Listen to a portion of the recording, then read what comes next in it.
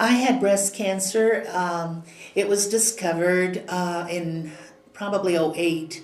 And so every 6 months I went for my mammogram to see if it had grown.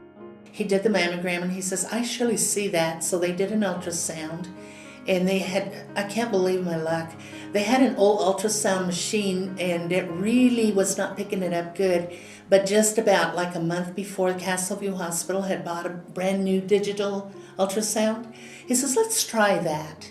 And so they tried it, and sure enough, there it was. He could see it just perfect. It was a stage 1, thank the Lord.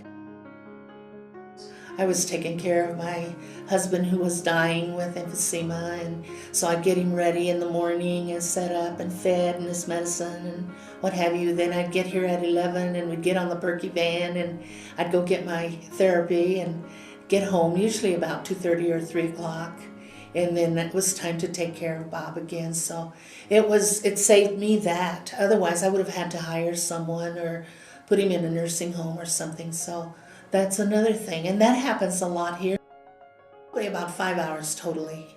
Because I'd leave the house about 10:30 and I'd get home about 3:30, 10:30. About 5 hours totally for the day. And that's good. I mean, if you had to drive yourself and then wait for your appointment and use your gas or stay overnight, so 5 hours a day was well worth it for 38 times 38. That was the hardest part, looking forward every single day of the week.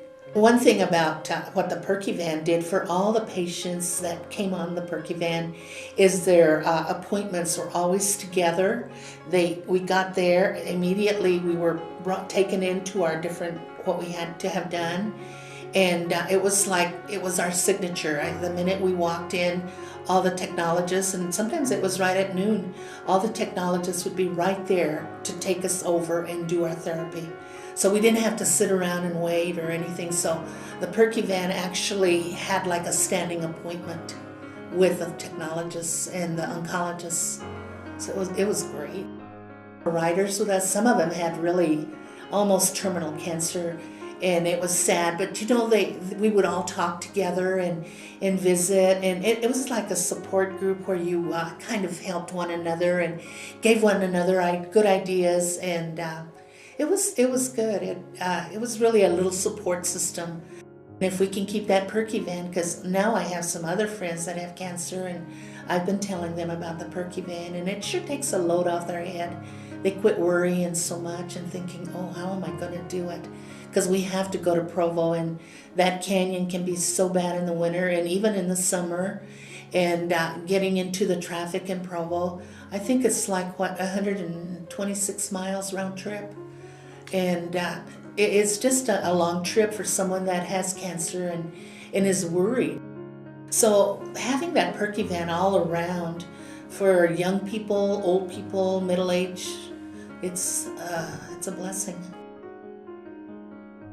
See that positive energy? Positive energy. That's what I live by.